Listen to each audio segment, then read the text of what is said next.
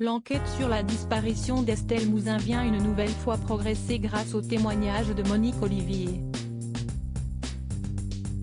Après avoir été auditionnée toute la semaine par Sabine Kéry, la juge d'instruction en charge de l'enquête, l'ancienne femme de Michel Fourniret a affirmé que le tueur en série a enlevé la fillette le 9 janvier 2003 à Guermantes, en Seine-et-Marne.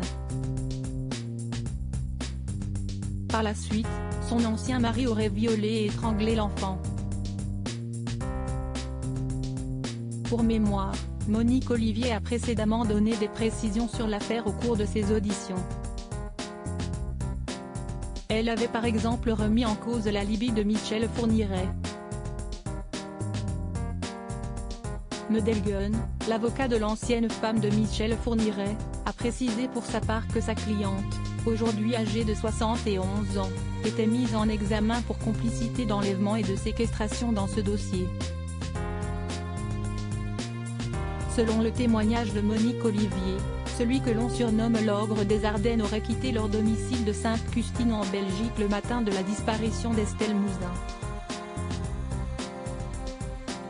Le tueur en série aurait ensuite emmené la fillette qu'il avait enlevée à la sortie de l'école dans la maison de sa sœur à Ville-sur-Lume, à 200 km de Guermantes dans les Ardennes.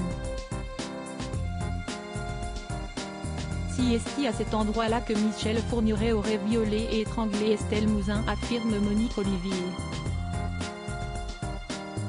Le corps d'Estelle Mouzin toujours introuvable. On connaît désormais ce qu'il s'est passé pour Estelle Mouzin et qui l'a tuée. Il reste encore des investigations à mener, il faut découvrir où est le corps d'Estelle Mouzin et interroger Michel Fourniret.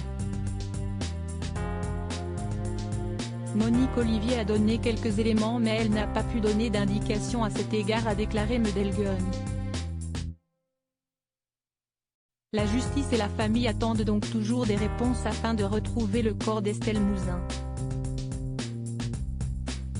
Pour rappel, des fouilles avaient été menées au mois de juin 2020 dans l'ancienne maison de la sœur de Michel Fourniret, à Ville-sur-Lume, puis au château de Sautou, qui a appartenu au tueur en série. Malheureusement, les recherches n'avaient rien donné.